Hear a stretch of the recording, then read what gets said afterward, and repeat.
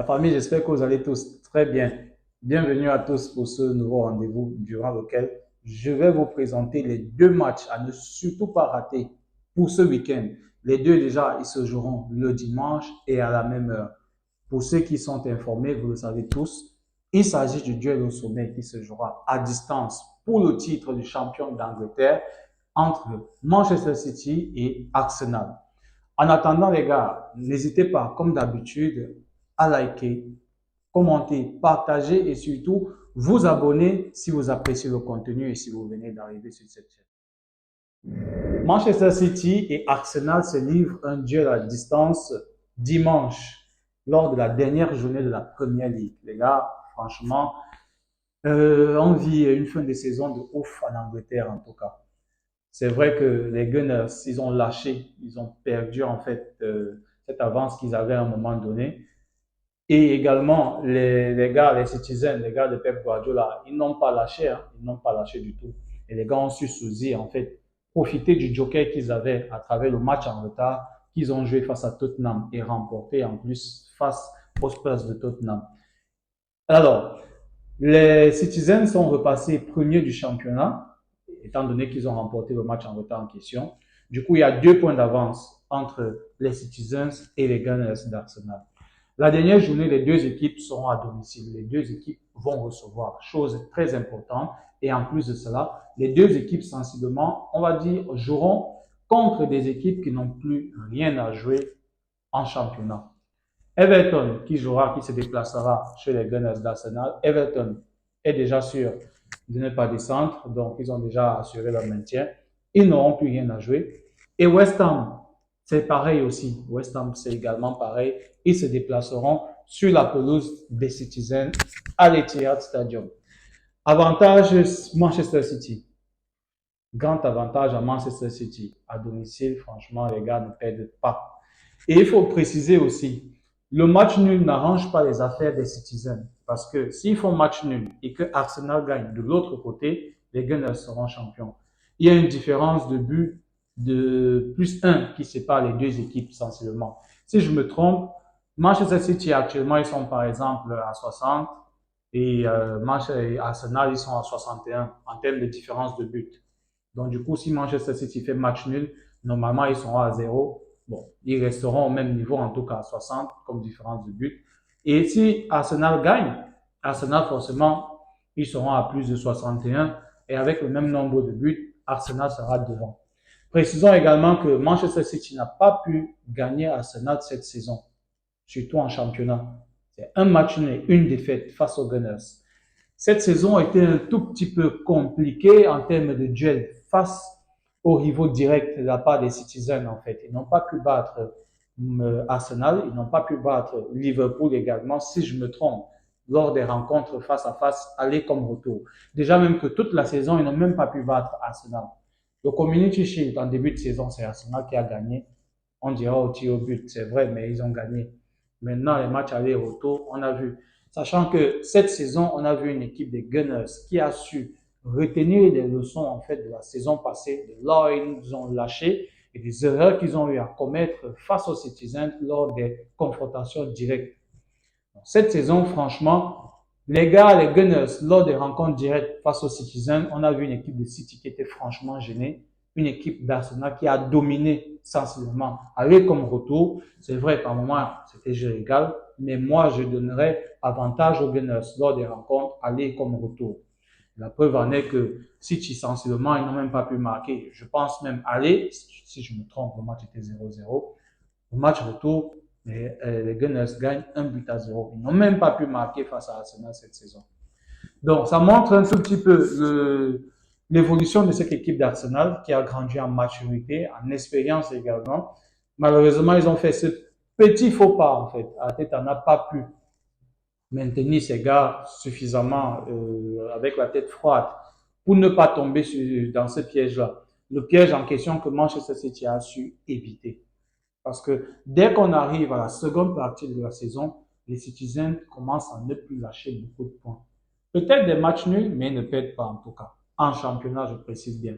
Chose qu'Arsenal, à un moment donné, a fait. Et ils ont perdu à domicile. Erreur, ça a relancé les Citizens. Dommage, on parlera de Liverpool au passé maintenant, parce qu'à un moment donné, Liverpool était premier. Le duel de championnat, ça se jouait entre Liverpool et Arsenal, Manchester City qui était troisième. Liverpool, ils ont carrément lâché totalement. Quoi. Je ne sais pas s'il y a une rupture dans leur vestiaire. Mais bon, donc comme je le disais, pour aujourd'hui, les matchs, du moins pour cette vidéo de ce jour, les matchs qui seront à suivre, ce sera le match qui opposera donc Manchester City, qui est le leader actuel, à West Ham, et également Arsenal, qui est le deuxième à 2 points d'écart sur Manchester City, qui recevra Everton. Mon pronostic par rapport aux rencontres en question, franchement, je l'ai déjà dit dans des vidéos passées, j'aimerais qu'Arsenal puisse remporter le championnat. Ça, c'est mon souhait en tant que spectateur, en tant que supporter, qu'Arsenal puisse remporter ce championnat. Que Manchester City puisse faire un faux pas, match nul ou bien défaite à domicile, et que Arsenal puisse gagner. Déjà, précisons que Arsenal a l'obligation de gagner son match s'il veut avoir une petite chance de pouvoir remporter le titre. Chose qu'ils n'ont pas fait déjà depuis, je pense, sensiblement 17 ou 20 ans. 17 ou 20 ans que Arsenal n'a plus gagné de titre de champion. Depuis l'époque des Invincibles, de Thierry Henry et autres. Donc, je disais tantôt que moi, en termes, comment je vais dire, en tant que supporter, j'aimerais bien que Arsenal puisse gagner. Je suis pas un fan des Gunners, mais j'apprécie l'équipe. J'apprécie le travail qu'Arteta a pu mettre en place, en fait, depuis son arrivée. On a vu de l'évolution. Ce serait bien, en fait, qu'il puisse couronner sa saison à travers ce titre-là. Mais voilà. Maintenant, en face, il y a l'ogre Manchester City. Pep Guardiola et puis ses mercenaires et autres à tous les postes, franchement, ce sera difficile. En tant qu'observateur du football, je dirais franchement que Manchester City va gagner sa rencontre. Ils vont gagner leur rencontre sans souci. Moi, je dirais au moins c'est 1,5 but de la part des Citizens dans leur match minimum et 1,5 but également d'Arsenal dans leur match. Et personnellement, moi, je dirais ces rencontres-là, il y aura des buts. Il y aura plein et plein de buts. Je dirais 2,5 buts. Face à Everton qui ne joue presque plus rien, Arsenal, je pense qu'ils vont laminer Everton. Maintenant, mon point de vue, n'hésitez pas à me dire en commentaire ce que vous pensez. Comment est-ce que vous voyez cette rencontre-là? Les Gunners et aussi les Citizens. Mais je vois sensiblement minimum 2,5 buts de la part des Gunners.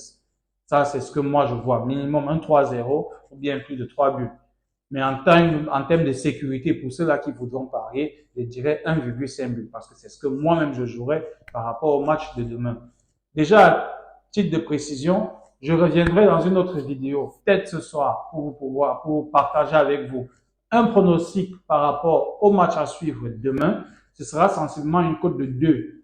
Exceptionnellement, ce ne sera pas une cote de 1,5 ou bien 1,7. Non, un pronostic avec une cote de 2 par rapport au match qui seront à suivre le dimanche pour ceux-là qui voudront suivre une fois de plus les paris. Chose importante à préciser, tous les paris que j'ai partagés ici dans mes différentes vidéos, jusqu'à présent, ils sont passés à 100%.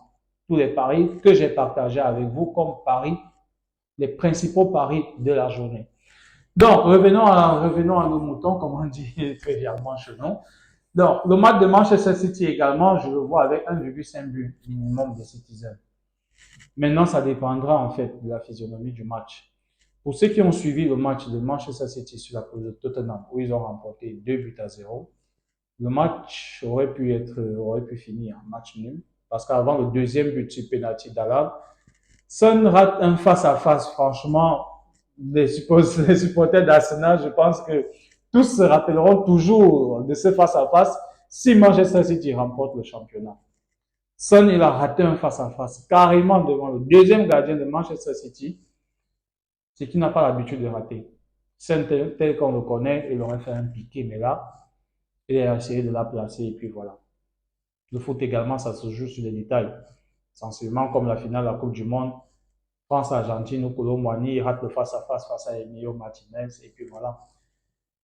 Donc, de toutes les façons, je dirais, comme je l'ai déjà souligné, que Manchester City, pour moi, ils vont remporter leur match. Hélas, j'aimerais bien que ce ne soit pas le cas. Les supporters, les citizens qui suivront la vidéo, désolé, mais bon, j'ai un point de vue objectif et un point de vue en tant que supporter, des attentes que nous avons tous.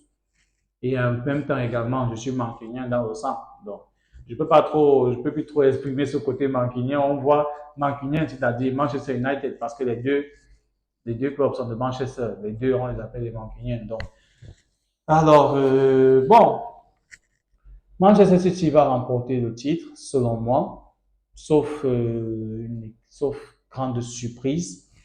Déjà face à Tottenham, pour ceux qui ont suivi le match, on a vu une équipe de Manchester City qui paniquait un tout petit peu en première mi-temps, qui avait la pression. C'est ça le mot. On a vu une équipe de Manchester City qui avait la pression parce qu'ils avaient l'obligation de faire un bon résultat sur la pelouse de Tottenham afin d'espérer de repasser en tête du classement. Donc, ils avaient cette pression-là. On voyait les gars rater des transmissions, des phases de jeu également qui n'ont pas l'habitude, des erreurs défensives qu'on ne voyait pas souvent. Mais voilà, à la fin, c'est toujours Manchester City qui gagne. On dira tantôt en Angleterre, bien sûr.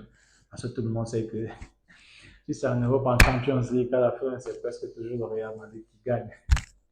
Mais bon, bref. Donc, les gars, c'est ce que moi j'avais à dire par rapport à la rencontre en question. Pour moi, ce sont les deux principales rencontres à suivre ce week-end. C'est vrai, il y a le match du Real Madrid qui se déplace sur la pelouse de Villarreal, mais les Madriens, ils sont champions. C'est un match à l'extérieur. Je m'attends à ce que Ancelotti puisse faire tourner quand même afin de pouvoir faire les jeux des titulaires à domicile lors du dernier match pour la fin de saison. Mais on verra de toutes les façons. Il y aura des briefs par rapport à la rencontre de Madrid en question, de voir comment les joueurs se préparent pour la finale de la Ligue des Champions, le plus grand rendez-vous à suivre dès la saison de la part des Madrilènes. Mais de toutes les façons, je me ferai un plaisir, comme d'habitude, de partager avec vous, d'échanger avec vous en commentaire. N'hésitez pas donc de me laisser vos avis. Et en attendant, restez connectés et je vous dis bien des choses à vous.